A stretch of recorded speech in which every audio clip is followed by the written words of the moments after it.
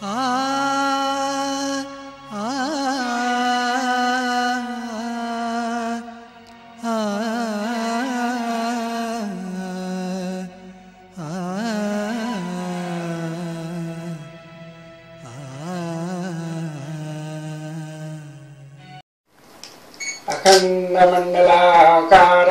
व्याप्तं येन चराचरं तत्पदं दर्शितं येन तस्मै श्रीगुरवे नमः। गुरुर्ब्रह्मा गुरुर्विष्णु गुरुर्देवो महेश्वरः गुरुः साक्षात् परब्रह्म तस्मै श्रीगुरवे नमः। सर्व आत्मरूप सज्जनो, आज आपण सद्गुरूचा प्रसाद म्हणून जी सद्गुरू प्राप्त दिव्यचक्षुची युक्ती आहे, त्या युक्तीच्या द्वारे आपणासहित संपूर्ण विश्वरूप हाच परमात्मा आहे ह्याचा अनुभव घेण्यासाठी एकत्र आलेलो. हा अनुभव या युगामध्ये भगवान श्री मायानंद चैतन्य यांनी सर्वांग योग या सूत्रमय ग्रंथातून स्पष्ट केला आहे. त्याच ग्रंथाच्या आधारे फारसा विस्तार न करता आपण हा अनुभव विज्ञानाच्या युक्तीने प्रत्यक्ष घेण्याचा प्रयत्न करणार आहोत. सर्व संत असं म्हणतात किंवा परमात्मा वस्तू जी आहे ही आपल्या सहित समग्र एकच आहे. तसं एक सुद्धा त्याला म्हणता येत नाही, म्हणून त्यांनी म्हटलं की सर्व आहे. हा वेदाचा शब्द वापरलेला आहे. पुरुष एव इदं सर्वम. ह्या सर्वांमध्ये आपलाही समावेश आहे. हे जोपर्यंत आपण विज्ञानाच्या युक्तीने अनुभव घेत नाही तोपर्यंत आपल्याला याचा अनुभव येणार नाही. म्हणून सर्वांग योगामध्ये अगोदर पहिल्या अध्यायामध्ये मुमुक्षुची भूमिका जी आहे ती मायानंद चैतन्य यांनी मांडलेली आहे. ती भूमिका म्हणजे स्वयं विशेष असामान्य विभूती असलेले अवतारी विभूतीच स्वतः मुमुक्षुच्या भूमिकेमध्ये येऊन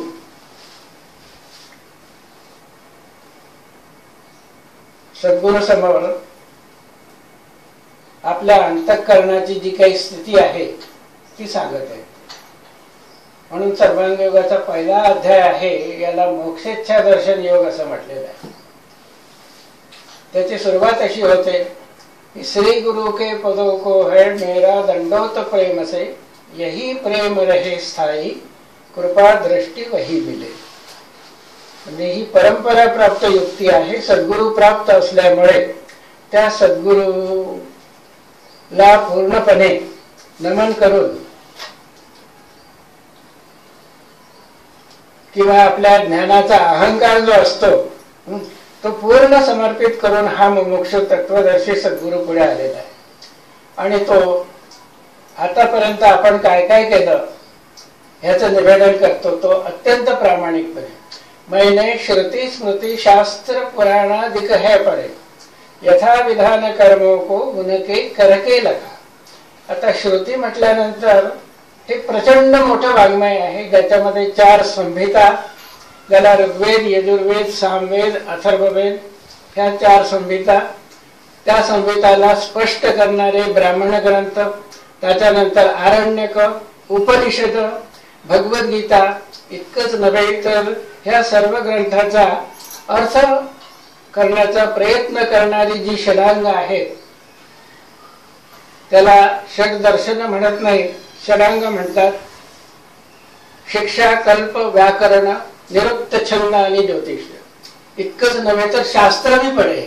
या शास्त्रामध्ये षडदर्शन येतात. न्याय, मीमांसा, वैशेषिक, सांख्य, योग आणि वेदांत. हे एवढं सगळं वाचलेलं आहे त्यांनी. मैंने श्रुती स्मृती शास्त्र पुराण सुद्धा आहे. पुराणाधिक हे पडे, यथा विधान कर्मों को उनके लखा, करके लखा. त्याप्रमाणे मी करून सुद्धा पाहिलं. आणि इथे बसलेले जे श्रोतेगण आहेत त्यांनी अंतःकरणापासून हे श्रुती स्मृती शास्त्र सर्वच्या सर्व वाचलेले नसतील तरी विद्वज्जनांकडून ऐकलेले आहेत. आणि अंतःकरण शुद्ध असल्यामुळे श्रद्धेने ते ग्रहण करून त्याप्रमाणे त्यांनी ह्या विश्वरूप परमेश्वराची जशी काही सेवा करता येईल आपल्या बुद्धीने तसा प्रयत्नही केला आहे.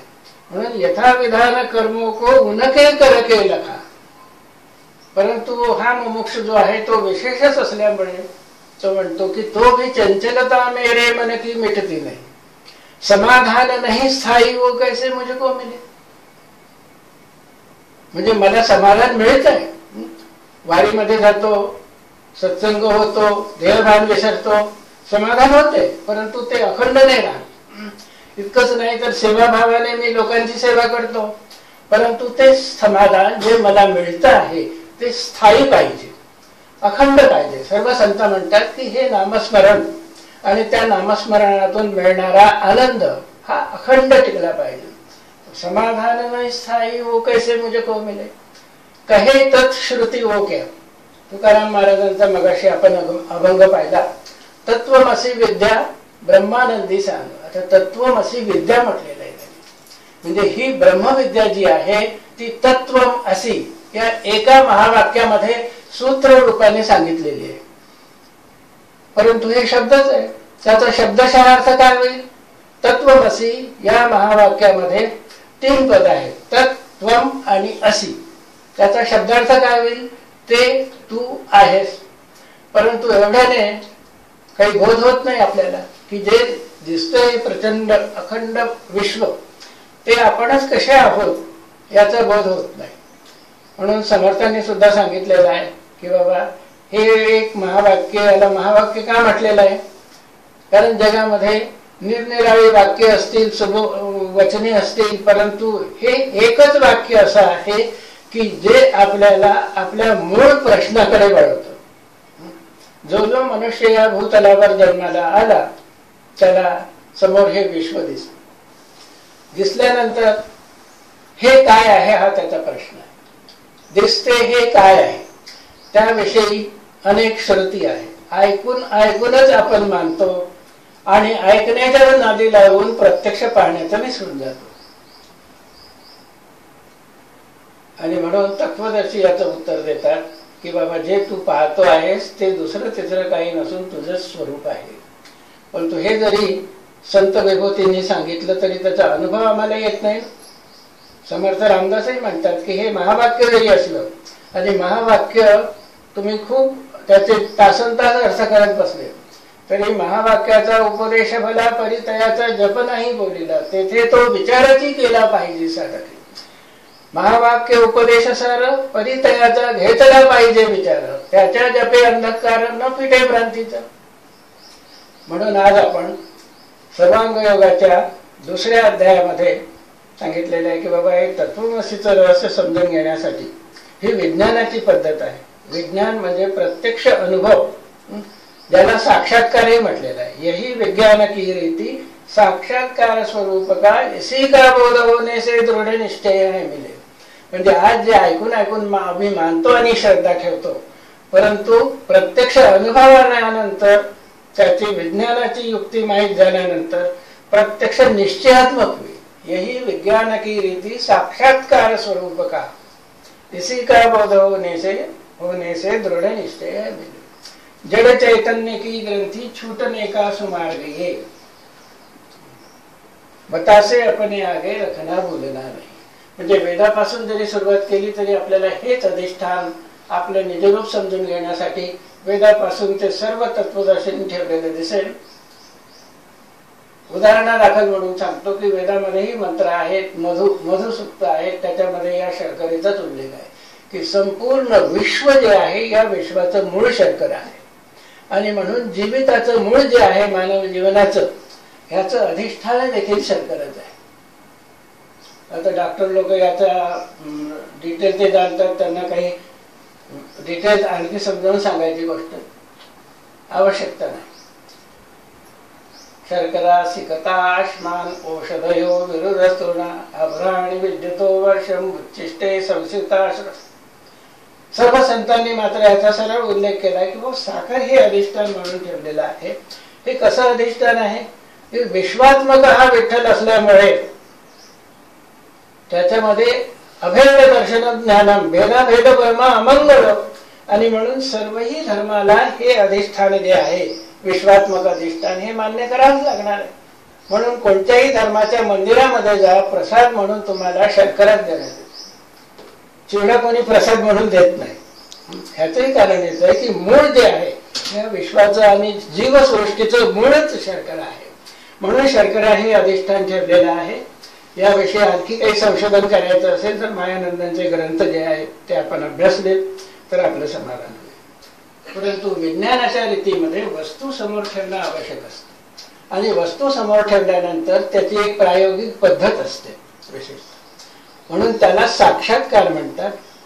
म्हणून थिअरी वाचली, डॉक्टरने डेमॉन्स्ट्रेशन लिहून जरी ठेवलं लॅबोरेटरीमध्ये गेल्यानंतर तरी तिथे डेमॉन्स्ट्रेटर जेव्हा प्रत्यक्ष करून दाखवतो आणि त्याच्या सूचनेवर हुकूम जेव्हा विद्यार्थी तो प्रयोग प्रत्यक्ष करतो तेव्हा त्या ज्ञानाचं त्याला विज्ञान म्हणजे निश्चय होऊन जातो. आणि म्हणून ही युक्ती त्यांनी ठेवली की या अधिष्ठानापासून पाहायला सुरुवात करा. ज्ञानी माणसं म्हणतात की हे तर काय जड आहे. निर्गुण निराकार चैतन्यमय सच्चिदानंद स्वरूप जे आहे ते या खड्यातून कसं काय जाणून घेणार. आणि इकडे तर म्हणतात सर्वम खलु इदम ब्रह्म. आता सर्वम खलु इदम ब्रह्म असल्यानंतर हा विनाशी खडा कसा काय झाला. याचाच अर्थ असा की हा ज्ञानी माणूस स्वतःला ज्ञानी म्हणून घेणारा सर्वम खलु इदम ब्रह्म शब्दामध्ये म्हणतो आणि हे अधिष्ठान समोर ठेवल्यानंतर म्हणतात की हे तर जड आहे, नाशवान आहे, मिथ्य आहे. ह्यात सच्चिदानंद स्वरूपाचा कसा अनुभव येईल. म्हणून भगवान म्हणतात की नाही, हीच जड चैतन्याची ग्रंथी आहे. ही सुटण्यासाठी हे अधिष्ठान समोर ठेवा आणि शांत चित्त करून येते पहा. तेव्हा चर्मचक्षुने हे दिसणार नाही. चर्मचक्षुने खडा दिसेल, बत्तासा दिसेल. हा खडी साखरेचा खडा किंवा बत्तासा दाखवण्याचा प्रयोग नाही आहे. तर त्या अधिष्ठानापासून सुरुवात करून ये पिंडे ब्रह्मविदू ते विदू पारमेष्टिनम, जे एका पार्टिकलची रचना आहे तीच संपूर्ण विश्वाची आहे आणि जो शोध घेऊ इच्छितो त्याची देखील रचना तशीच आहे. अशा प्रकारे विज्ञानाच्या दृष्टीने हे सर्व निश्चित रूपाने अनुभव घेण्यासाठी हे अधिष्ठान ठेवले. इसी का बोध होने से दृढ़ निश्चय है मिले, ही में बोध होते ही मुक्ती है ब्रह्मजाल से. आता भ्रम कशाचा आहे, जड आणि चैतन्याचा आहे. आणि जगामध्ये सुद्धा सगुणवाद आणि निर्गुणवाद हे दोनच आहे. संतांनी सद्गुरु जवळ बसले तेव्हा त्यांना अनुभव आला की जे जे आपण नाम रहस्य म्हणतो ते नाम तुकोबांनी सांगितलंय. हा अनुभव एका ओळीमध्येच सांगितलं. सगुण निर्गुण तुझं म्हणे वेद, तुका म्हणे भेद नाही नामी. ते अधिष्ठान समोर ठेवलं आणि सगुण निर्गुण तुझं म्हणे वेद, तुका म्हणे भेद नाही नामी. याचा कसा अनुभव घ्यायचा तर आता तिसऱ्या अध्यायावर येऊ. तुकोबांनी जे सांगितलेलं आहे तत्वमसी विद्या, त्या तत्वमसी विद्येचं दर्शन तिसऱ्या अध्यायामध्येच पूर्ण होतं. ते थोडक्यात आपण समजून घेऊ. या अधिष्ठानापासून जर पाहायला आपण सुरुवात केली तर तत्वदर्शींच्या दृष्टीने पहा. चर्मचक्षुने आपल्याला खड्या दिसेल, पण ते म्हणतात की या अधिष्ठानापासून सर्वत्र जर आपण पाहिलं, दृष्टी फिरवली तर काय दिसेल, वस्तूचं स्वरूप दिसतं. हिंदू मुसलमान शीख ईसाई ह्या आपण ऐकून मानून घेतलेल्या कल्पना आहे, हा भ्रम विश्वामध्ये नाही आहे. विश्वामध्ये सर्वत्र एकच अखंड रूप दिसतंय. कोणाचं रूप आहे, हे विश्वाचं रूप आहे. या विश्वालाच विठ्ठल म्हटलेलं आहे आणि त्या विश्वरूप विठ्ठलाचं हे रूप दिसते. वस्तूचे स्वरूप दिसते तो क्षर, स्वरूप वस्तू का देखो देखा सो क्षर जानना. तुकाराम महाराज म्हणतात की हे तत्पद जे आहे तत्वमसी मधलं, तर स्वरूप जे आपल्याला दिसत आहे ते या विश्वरूप विठ्ठलाचं स्वरूप आहे. याला क्षर म्हणतात कारण ते क्षणाक्षणाला बदलते, सारखं स्थिर राहत नाही. परंतु बदलत असतानाही नाशिवंत मात्र नाही. बदलत असतानाही त्याचं अस्तित्व आहे. भरी है मध्य में इसके अक्षर ब्रह्म मिठास हो. म्हणून बघा युक्ती कशी आहे. जर इथे तुम्हाला समजलं तर इथे समजेल आणि इथे समजलं तर संपूर्ण ब्रह्मांडामध्ये समजेल. म्हणून या वस्तूचं स्वरूप जे आहे त्याला क्षर म्हटलेलं आहे. हे क्षर परिवर्तनशील आहे, परंतु या क्षरामध्ये न बदलणारा असा एक भाव आहे. तो कोणता भाव आहे? न बदलणारा भाव आहे भरी है मध्य में इसके अक्षर ब्रह्म मिठास हो. ज्याला अक्षर ब्रह्म निर्गुण निराकार ब्रह्म म्हणून म्हटलेलं आहे, ते निर्गुण निराकार ब्रह्म या खड्यामध्ये गोडीच्या रूपाने ओतप्रोत भरलेला आहे. आणि ते कसं आहे? अंतर्बाह्य आहे. जसं आता हा बत्तासा असा आपल्याला बाहेर दिसतो, परंतु गोडी जी आहे ती अंतर्बाह्य एकच भरलेली आहे. भरी है मध्य में इसके अक्षर ब्रह्म मिठास हो.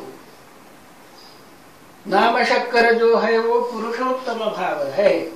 आता बघा, सगुण निर्गुण तुझं म्हणे वेद, दिसणारं स्वरूप जे आता एवढंच नाही बघायचं बघ, इथून बघा हे रूप अखंड.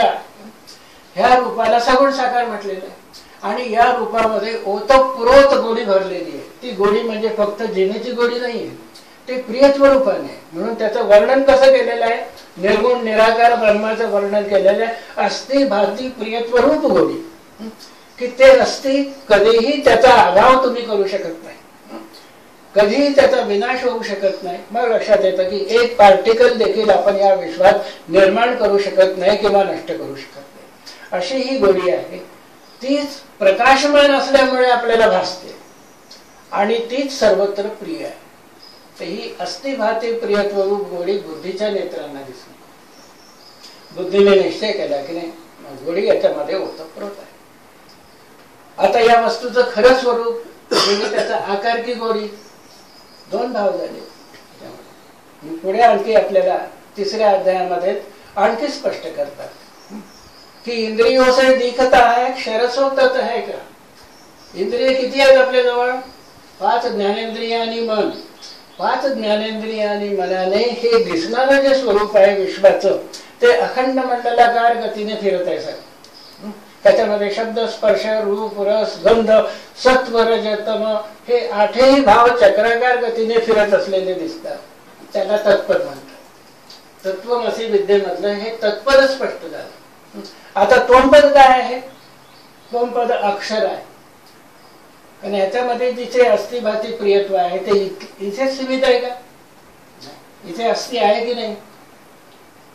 आहेपणाचा अभाव कुठेही होत नाही. कुठेही जाऊन बघा आपण, ह्याचंच वर्णन केलेलं आहे की नैनम छिन्नंती शस्त्राणी नैनम दहती पावका. जसा हा खडा आहे तसा हाही एक खडा आहे. असे अनंत खडे दिसतात, परंतु हे सर्व अनंत खडे एकाच अस्तिभाती प्रियत्वाचे आहेत. जसा नर्मदेच्या काठी गेलं की अनंत लहरी दिसतात, समुद्राकाठी गेलं की लाटा उठताना दिसतात, परंतु ह्या सर्व लाटा कशावर उठत आहेत?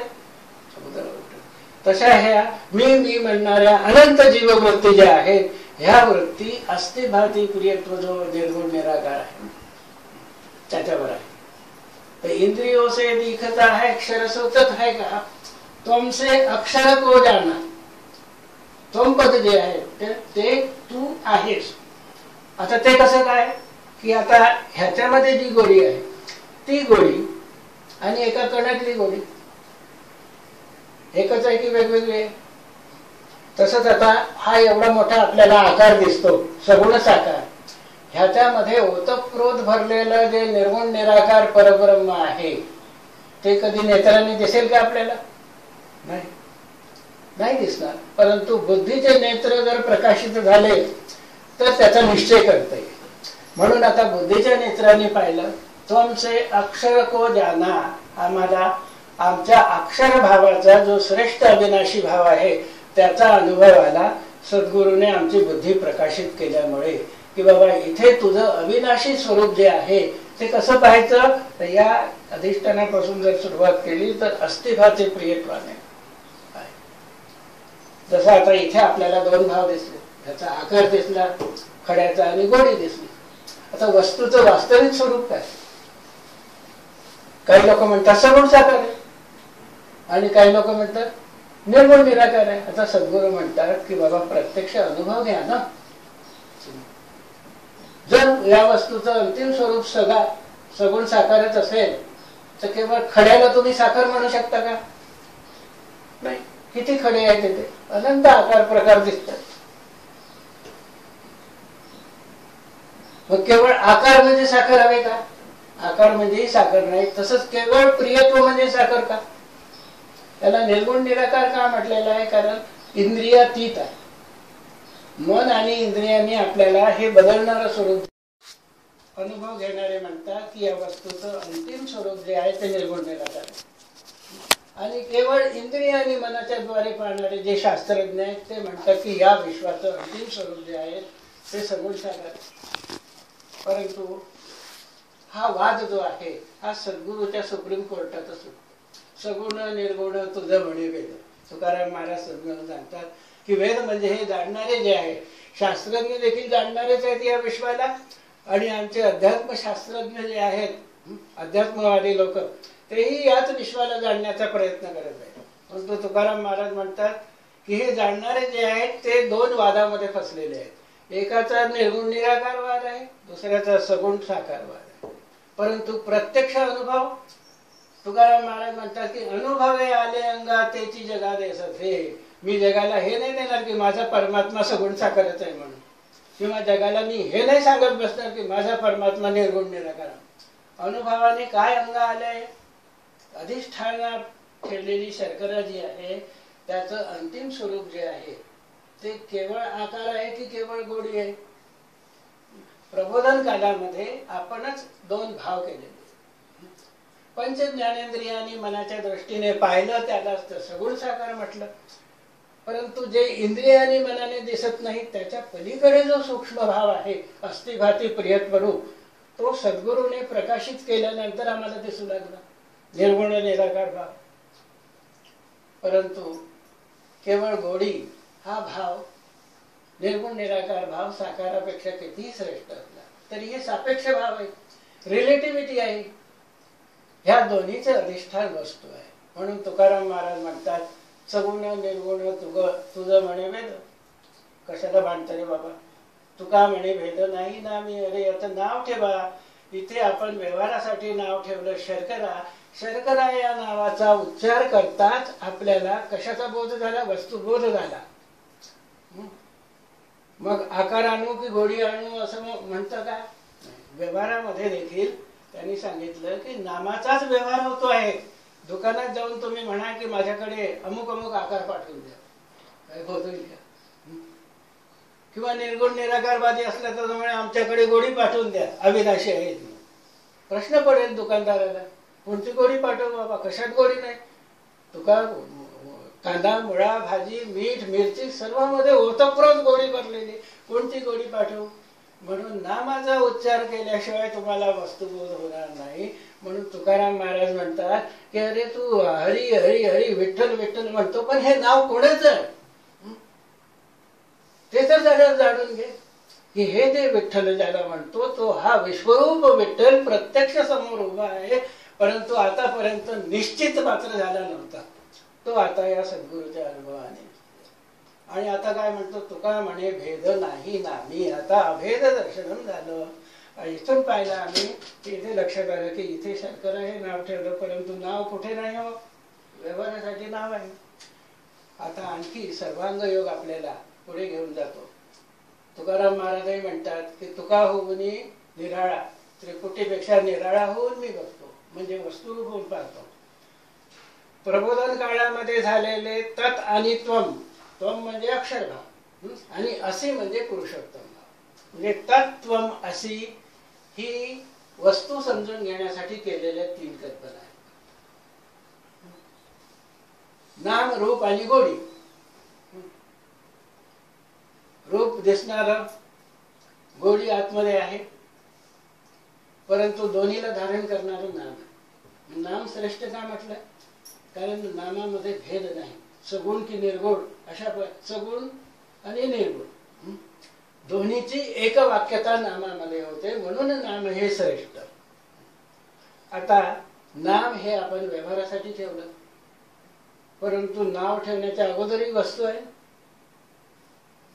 आपलं नाव देखील 12व्या दिवशी ठेवलं आई वडिलांनी, त्याच्या अगोदर आपण नाही का? त्यानंतर अनेक अवस्था पालटत जातील. बाल्यावस्था येईल, किशोरावस्था येईल, तारुण्यावस्था येईल, वार्धक्यावस्था येईल आणि पुढची अवस्था मृत्यूची आहे. परंतु त्यानंतरही आपण आहोत हे दिव्य दृष्टीने दिसू लागेल. म्हणजे तेने रंजन गुणे दिव्य दृष्टी झाली, कल्पना निमाली द्वैताद्वैत. द्वैत आणि अद्वैत, द्वैत हे आपल्याला सगुण साकारामध्ये भासतं, तर अद्वैत हा निर्गुण निराकार भाव आहे. परंतु दोन्हीला धारण करणारा श्रेष्ठ परमात्मा भाव जो आहे तो इथे शंकरा नावाने ओळखला जातो, इथे आणखी काही नावाने ओळखला जातो. अनंत नाम आहे, परंतु या सर्वही नामाचा लय ज्याच्यामध्ये होतो तो आहे विठ्ठल. तो हा विश्वरूप विठ्ठल, ज्याचे नाव घेसी तोची तू आहेसी. पाहायला गेल्यानंतर या त्रिपुटीच्या साह्याने तुकाराम महाराजांनी ही ब्रह्मविद्या जी आहे, तत्वमसी विद्या ब्रह्मानंदी सांग, तोची झाला अंगे तुका आता. म्हणजे तुकारामाने त्याच्याजवळ जी जाणण्याची सगळी काही अंग होती त्या सर्व अंगाने पाहिलं आणि असं दिसलं की 5 ज्ञानेंद्रिय जी आहे आपली, त्या या विश्वरूप विठ्ठलाच्या पंचमहाभूत हे त्याचे ज्ञानेंद्रिय, त्याच्या आधारावर ही प्रकाशित झालेली आहे. तर याचं मन जे त्रिगुणात्मक आहे इथे, ते इथे कशा स्वरूपामध्ये आहे? कारण स्वरूपामध्ये. परंतु हे इथे क्रियाशील झालं, अन्नाद्वारे आपण ग्रहण करतो, म्हणून यातले जे सत्व रज तम प्रकृतीचे त्रिगुण आहेत हे इथे स्थूल होऊन कार्य करू लागतात. कार्य कारण भाव आपल्या लक्षात येत नाही म्हणून याला जड म्हणतो, परंतु लक्षात आल्यानंतर कळतं की नाही, हे संपूर्ण विराट जे आहे ते अष्टविध स्वरूपामध्ये कार्य करत आहे. या रीतीने ह्या त्रिपुटीच्या विद्येने आपण आपलं स्वरूप जाणून घेतलं तर आपल्या सहित समग्र विश्व हाच परमात्मा आहे हे पाहता पाहता तुकाराम महाराज म्हणतात की आता आपले मरण पाहिले म्या डोळ्यात. पंचज्ञानेंद्रिय या विश्वरूप विठ्ठलाच्या पंचभूतामध्ये विलीन झाले. त्रिगुणात्मक मन जे आहे ते या विश्वशक्तीची जी प्रकृती आहे त्या प्रकृतीच्या सत्व रज तमामध्ये विलीन झालं. विलीन झालं म्हणजे काय की त्याच्या आधारावर हे कळलं, म्हणजे व्यापक झालं. आणि बुद्धी जी आहे ती केवळ माझं तुझं हा भेद करत होती, हे आता लक्षात आले की नाही, सर्वत्र एकच अस्तित्वाचे प्रियत्वरूप गोडी असल्यामुळे बुद्धीचं देखील द्वैत भ्रम जो आहे तो नष्ट झाला. की ज्या द्वैत भ्रमामुळे आज जगामध्ये अशांती आणि सगळे संघर्ष चाललेले आहेत, त्याच्यामुळेच की आपला सीमित कॉन्शियसनेस जो आहे तो सगळा गडबड करतोय, ज्याला आपण जीवभाव म्हणतो. त्या जीवभावाला यथार्थ त्याचं स्वरूप दाखवण्याची जी युक्ती आहे त्याला दिव्यदृष्टी म्हणतात. म्हणून तुकाराम महाराज म्हणतात की ही दिव्यदृष्टी झाली व्यापक. आणि आता तुझं नाम कोणतं? बुद्धी विश्वरूपामध्ये मिळाली तर हा मी आता राहिला कुठे? हा पाहायला गेलेला आपले सगळे काही साधन म्हणजे सेवक हे जाणून आपापल्या स्थानामध्ये लय झाले, तर मी कुठे राहिला? तो पाहायला गेला तिथे आपले मरण पाहिले म्या डोळा. म्हणजे येथे जीवभावाचं मरण झालं आणि आत्मभावाचं आणि ईशभावाचं परमात्मा भावाचं प्रगटीकरण झालं. आणि आता पाहणाऱ्याला लक्षात आलं की आता मी नाहीच बाबा कुठे. तो सुख सोहळा अनुभव आणि इतका आनंद झाला, तो आनंद तुकारामाने त्या अनुभवाचा आनंद त्या बघा.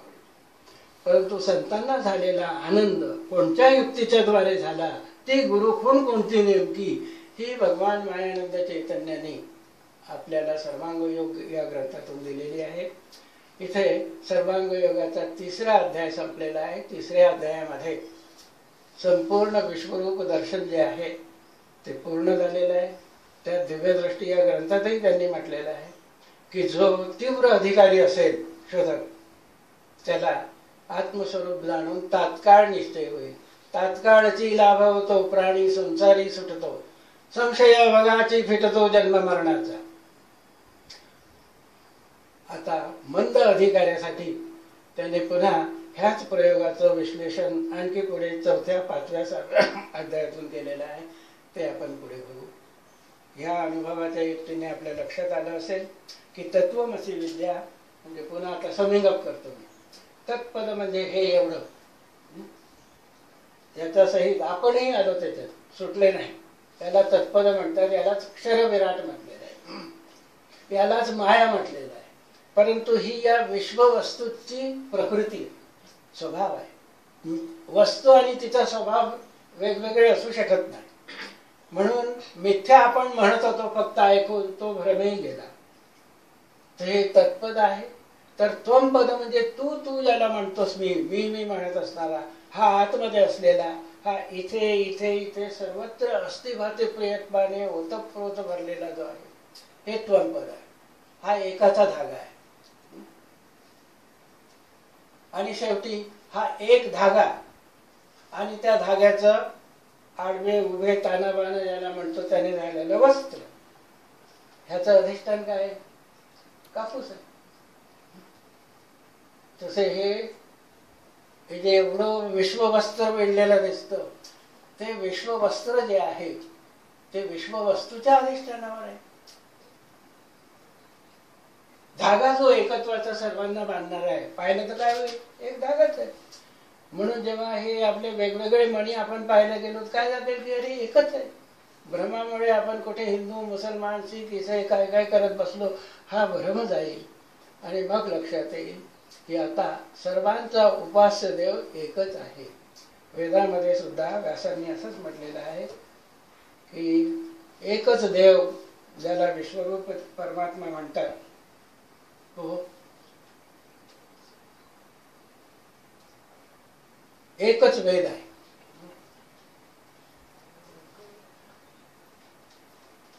एक एव पुरा वेद. म्हणजे पूर्वी जे तत्वदर्शी झाले तो एकच वेद आहे, चार वेद नाही. वेद म्हणजे जाणणे, प्रत्यक्ष अनुभवणे. हा अनुभव एकच आहे ना सर्वात. आणि म्हणून तत्वदर्शी वेदातले असो उपनिषदातले असो संत लोक सर्वांचा अनुभव एकच आहे. एक एव पुरा वेदा प्रणव हा सर्व वाङ्मय. आणि त्या अनुभवातून सर्व वाङ्मयाची निर्मिती झाली. प्रणवास देवो नारायणो नान्य. आणि एकच विश्वरूप नारायण हा सर्वांचा उपास्य देव होता. आणि त्यामुळे एक अग्नी वर्ण एवच. जसा विश्वात एकच अग्नी आहे, त्या पुरुषोत्तमातच दुसरं नाव आहे अग्नी. अग्नी अग्रणी नेता विश्वाचा.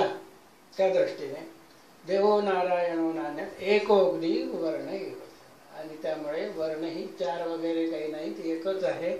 तो वर्ण म्हणजे या विश्वरूपाचा स्वभाव. हे विश्वरूप सदैव चराचर रूपाने आपल्या सेवेत आहे. आणि म्हणून आपणही त्याच्या सेवेमध्ये असंच समर्पित व्हावं अनन्य भावाने. याला म्हटलेलं आहे एक अग्नी वर्ण एवच. आपल्या सर्वांचा वर्ण म्हणजे स्वभाव काय आहे? सेवा. याला धर्म म्हटलेला आहे. सेवा हा धर्म हा परमगहनो योगिनामपि अगम्य. आतापर्यंत आम्ही सेवा करत होतो, परंतु अनन्यत्वाचा भाव नव्हता. त्यामुळे काय होतं की आमच्या आनंदामध्ये कुठेतरी खंड पडत होता. आता या युक्तीने काय होईल? अखंड आम्ही जुळाल्यामुळे विश्वरूपाशी जो आनंद आम्हाला तात्पुरता अनुभवास येत होता, तो आनंद अखंड अनुभवण्याची युक्ती आज आपल्याला सद्गुरु कृपेने मिळाली. सद्गुरु भगवान की जय. आता आपल्याला एक प्रश्न विचारायचे असतील तर विचारा. किती अर्ध्या तासात संपलं असेल?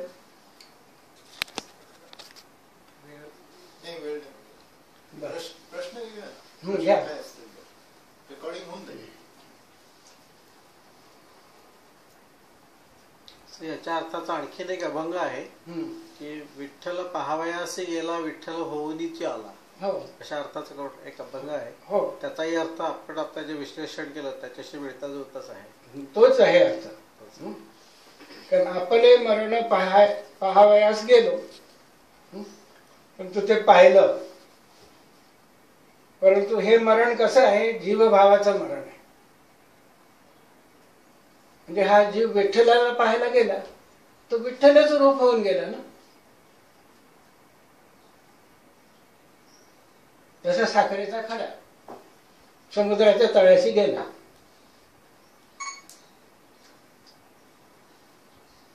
म्हणजे हा खंडत्वाचा भाव जो आहे, भिन्न भिन्नत्वाचा, हा भ्रम जाऊन आम्हाला ह्या विठ्ठलाचं रूपही अखंड दिसू लागलं. हो जी रे, हे रूप सावळे सगुण पाहता लोचन सुखावले. कोणतं रूप पाहिलं त्याने बघा, गुरुजी रे हे रूप सावळे सगुण. हे विश्वरूप विठ्ठलाचंच स्वरूप आहे म्हणून त्याला काही वेगळं शोधायची गरज नाही. त्याला सावळे स्वरूप असं का म्हणलं? हा, सावळे का म्हटलेलं आहे? सावळ्यामध्ये दोन भाग असतात, कृष्ण आणि धवल. कृष्ण आणि धवल दोन्हीचा जर योग केला तर कोणतं स्वरूप होईल? सावळा. आता काळ जो आहे, काल ह्याला कृष्ण स्वरूप म्हणतात, कारण याच्यामध्ये उत्पत्ती स्थिती लयाचा प्रचंड पसारा चालू आहे. बघा अग्नीचं स्वरूप कसं, ब्लॅक होल्स आहेत प्रचंड, हे त्याचं स्वरूप आहे कृष्ण स्वरूप. त्यानंतर धवल स्वरूप आहे प्रकाश तेज. म्हणून क्षर स्वरूप जे आहे ते कृष्ण रूप आहे आणि अक्षर रूप जे आहे ते प्रकाशमय असल्यामुळे धवल रूप आहे. परंतु दोन्हीला धारण करणारा विश्वरूप परमात्मा आहे, नाम आहे ना, नाम धारण करतो म्हणून तो सावळा. कारण एकदा तो त्या सावळा रंग झाला की त्याच्यातून कृष्ण आणि धवल वेगवेगळं करता येत नाही.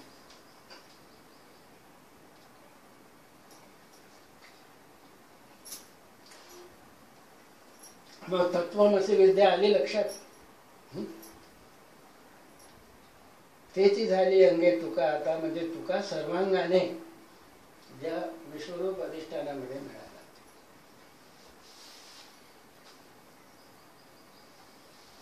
डॉक्टरांच्याच अभंगाचा अजून एक मौलिकचा अभंग, तुझं सगुण म्हणून की निर्गुण, तुझं सगुण म्हणून सगुण निर्गुण एक गोविंद. हे आम्ही म्हणत होतो, परंतु प्रत्यक्ष त्याचा अनुभव कसा घ्यायचा हे इथे या युक्तीने कळतं आपल्याला. तुझं स्थूळ म्हणू की सूक्ष्म रे, स्थूळ सूक्ष्म एक गोविंद रे. सांगा, तुझं स्थूळ म्हणू की सूक्ष्म रे. हा स्थूळ आहे परंतु हा सूक्ष्म आहे ना, तोच परंतु हा मीच आहे हे माहित नव्हतं ना. आणि हा स्थूळ आणि हा सूक्ष्म दोन्हीच अधिष्ठान विश्वरूप आहे ना. विश्वरूप या खड्याच्या आणि ह्याच्या अगोदर विश्वरूप आहे.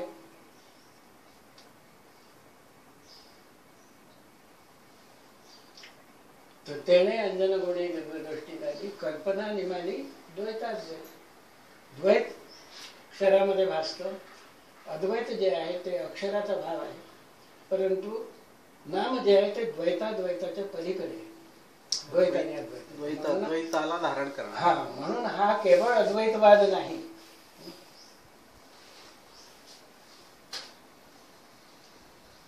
नामाचा महिमा असणारा. माऊलींनी त्याला अद्वैतवादाचंही खंडन करताना सांगितलं की हा चिद्विलास आहे, हा विश्ववस्तूचा विलास आहे. त्यामुळे आता न झाला प्रपंच आहे परमार्थ, आता प्रपंच राहिलाच नाही. सर्वेक संग आकारो जेथ सरे, जीवत्व जेते गिरे, द्वैत जेते नुरे, अद्वैत जो. तिन्ही भाविकामध्ये आले सगळे. परंतु अद्वैत शेवटी आहेच नसेल ना, त्याच्या पुढे नाही गेला. आता तो भंग अक्षराला उद्देशून आहे, ती भव्य जी आहे. परंतु द्वैताद्वैतात इथं जे स्वयंभू चंचले त्याची नामं आले त्रिभुवनी. संत म्हणतात, नामदेव महाराज म्हणतात की जे द्वैताद्वैतात इथं जे स्वयंभू संचले त्याची नामं आले त्रिभुवनी. म्हणून आता ह्या सिद्धांताच्या दृष्टीने आपण ओव्या असताना फार बारकाईने लक्ष करायला पाहिजे की काही ओव्या अक्षरभावातल्या आहेत, सगुण साकार स्वरूप स्पष्ट करणारे, काही अक्षराचं स्वरूप स्पष्ट करणारे आहे, आणि क्षराक्षरातीत असलेला नामभाव स्पष्ट करणारेही काही ओव्या आहेत. ह्या तत्वमसी विद्या जी ब्रह्मविद्या आहे त्याच्या अधिष्ठानावर आपण तपासून घ्याव्या.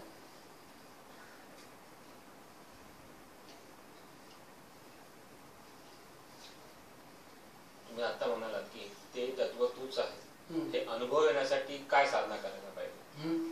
साधना हीच आहे ना. आता दृष्टिकोन बदलायचा. तुमच्याजवळ काय साधनं आहेत अनुभव घेण्याची? किती साधनं आहेत सांगा ना.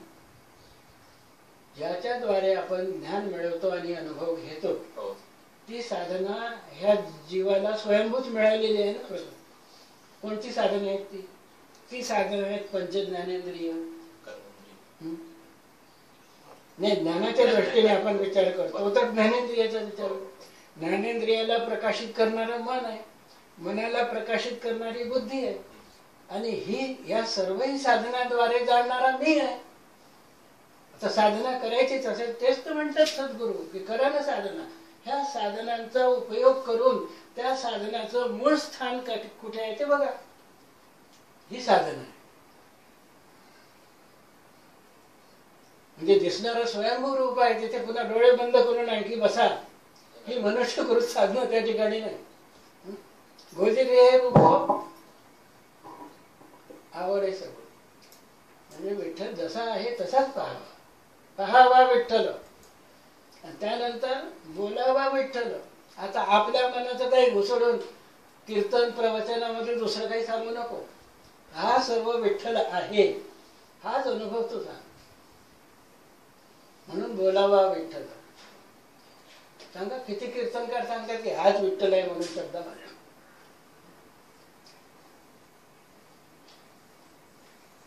आणि करावा विठ्ठल जीवावा.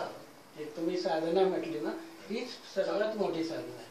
कारण अनंत जन्माच्या अभ्यासाने आता हा विश्वभाव आमचा सद्गुरु कृपेने जागृत झाला या क्षणी, तरी काय होतं की जुने संस्कार जे आहेत मन बुद्धीवर ते आम्हाला पुन्हा पुन्हा जीवभावामध्ये नेत राहते. म्हणून जिथे जिथे भगवान म्हणतात की तुम्ही जबरदस्तीने काही त्याला तोडू नका, मनाला रोखू नका किंमपी, जेथे जाते तीच समाधी जाणं निजरूप. ही साधना आहे. आणि म्हणून सर्व व्यवहार करताना ही दृष्टी ठेवणे ही साधना आहे. हेच अवघड आहे.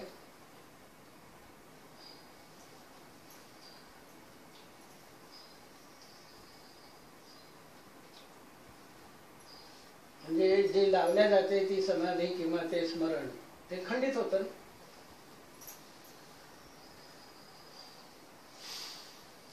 आता रूप अखंड आहे, स्पर्श अखंड आहे, शब्द अखंड आहे. म्हणून याला सहज समाधी म्हटलं. धी म्हणजे आमची बुद्धी ही सम झाली. सर्व सम झाली म्हणजे पंथ संप्रदाय वगैरे हे जी जगामध्ये मांडण्यात आलंय त्याच्यापासून त्या विकृतीपासून बुद्धी मुक्त झाली. म्हणून हे सगळं संपवायचं असेल, आमच्या अंतःकरणात अगोदर ज्या कल्पना आहेत भ्रमाच्या त्या काढणं अगोदर महत्वाचं आहे ना. म्हणून संत आणि सद्गुरू म्हणतात की बाबा जगाला सुधारण्याच्या अगोदर तू अगोदर आपलं बघ काय सुरू पाहिजे.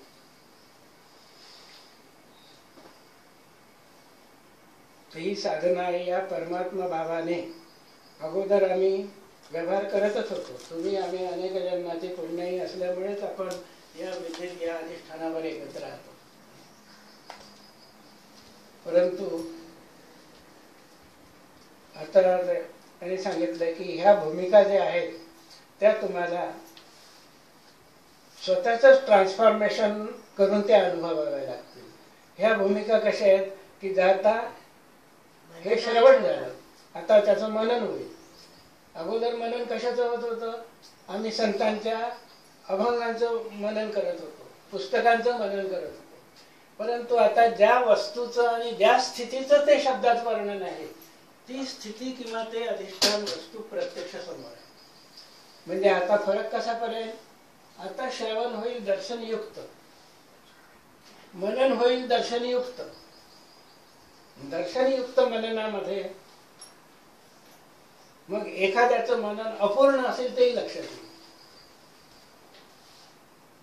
मग श्रवण मनन त्यानंतर निधिध्यास, आणि निधिध्यासानंतर सहज समाधी. सुरुवातीला साधना हीच आहे की सर्व व्यवहार हा गोविंदाशीच घडतो आहे, ही दृढ साधना पाहिजे. आज कृष्ण सावळ जे आज तुम्ही सांगितलं मस्त. शुक्ल कृष्णे गती येते, हो. ते आज समजलं. आणि त्या सावळ्यातून हे दोन्ही वेगळे करता येत नाही हे विशेष. ते शुक्ल पक्ष आणि कृष्ण पक्ष असं डोक्यामध्ये होतं आजपर्यंत, ते आज स्पष्ट झालं. सावळ्या सूत्राची व्याप्ती कळली. पण पंचांगामध्ये शुक्ल कृष्ण पक्ष बघतो ना, ते डोक्यात होतं, पण त्याचा अर्थ आज कळला ना. शुक्ल कृष्ण गती येते, हा जो श्लोक आहे बद्दल येते.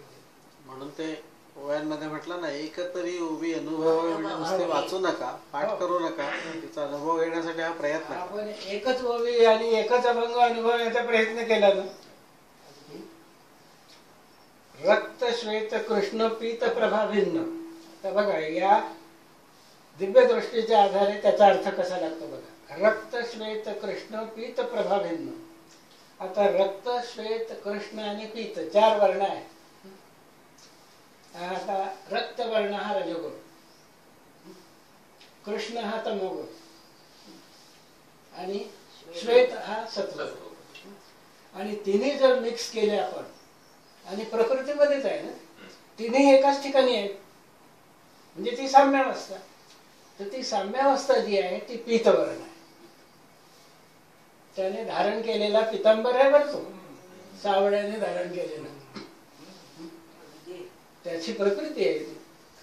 पीत प्रभाभिन्न, ती प्रभा साम्यावस्थेच्या रूपाने बघा कशी नटलेली आहे विश्वरूपात. पीत प्रभाभिन्न चिन्मय अंजन सुदले डोळा. आणि म्हणून हा सर्व विश्वरूप विठ्ठलाचा चिन्मय विलास आहे, चिद्विलास आहे. हे आम्हाला आता या नेत्रांना सुदले डोळा. परंतु हे सत्संगामध्ये हा बोध झाल्यानंतरच तुकाराम म्हणतात ना, तेने अंजन गुणे. झणझणीत अंजन पडलं डोळ्यामध्ये की जे मी मानत होतो ते नाही, प्रत्यक्ष वस्तुस्थिती वेगळीच आहे. तेने अंजन गुणे दिव्य दृष्टी झाली, कल्पना निमाली द्वैताद्वैत. म्हणजे क्षराक्षरातीत नव्हे. म्हणजे अक्षरामध्ये मुक्तीमध्ये बसलो होतो, परंतु आता मला न लगे मुक्ती धन संपदा. ज्ञानी होऊन आपल्याच मुक्तीचा विचार करत होतो, तोही भ्रम गेला. संत संग देई सदा. तर कल्पना निमाली द्वैताद्वैत. देश काळ वस्तू भेद मावळला. स्पेस टाइम ही कल्पनाच केली ना. अखंडात्मामध्ये कुठे स्पेस टाइम आहे? हे आपण केलेल्या कल्पना आहे की हा इथे मंगळ आहे, तिथून सूर्य इतका लांब आहे. कोण कल्पना करतोय? हे तर बाबा तुझ्या काय मुळाची कल्पना. एक जीव शास्त्रज्ञ आहे तर दुसरा जीव तत्वज्ञ आहे, परंतु कल्पनाच आहे. जिथे अखंडच आहे तिथे स्पेस अँड टाइम राहिले कुठे? मग लक्षात आलं की अखंड मंडलाकारम व्याप्तमेन चराचरम, त्याच्यामध्ये स्पेस टाइम संपले. या कल्पनाने मानले. देश काळ वस्तू भेद मावळला, आत्मा निर्वाळला, विश्वाकार. एक लक्षात आलं की रूप जे आहे तो अखंड आत्माच रूप झालेला आहे, तोच शब्द झालेला आहे. म्हणजे शब्द स्पर्श रूप रस गंध सत्व रज तम हे 8ही भाव त्या एकाच अखंड अस्थिवर भासत आहेत. आत्मा निर्वाळाला विश्वाकार.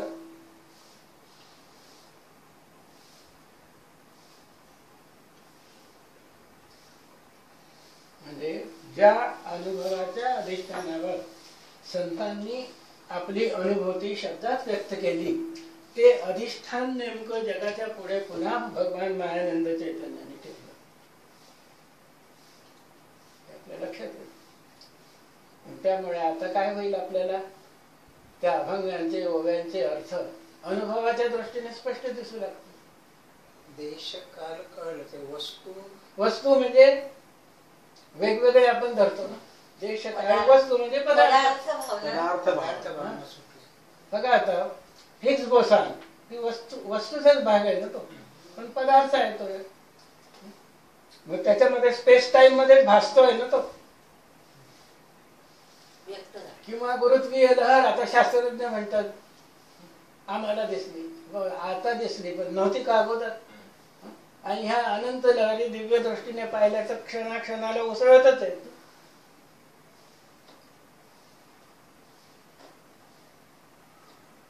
म्हणजे लक्षात आलं की मिठास को हुई इच्छा देखू निज स्वरूप में, तो क्या देख सकती है नेत्रों से, होते ही वृत्ति नेत्रों से देखना निज रूप, तो दिखेगा विश्व ये सारा.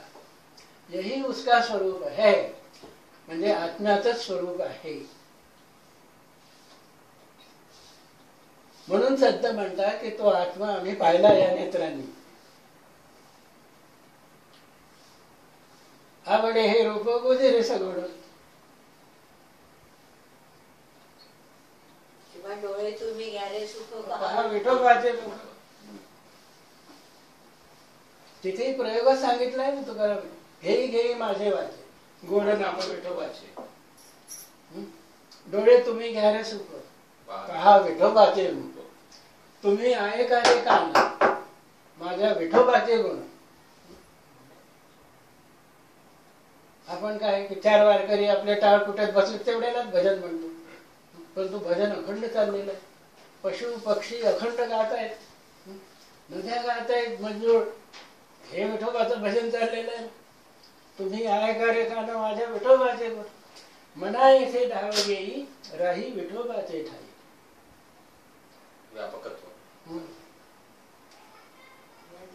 म्हणजे आपली विश्वात्मकता ज्या विज्ञान दृष्टीने आपल्याला अनुभवास येते ती दिव्य दृष्टी.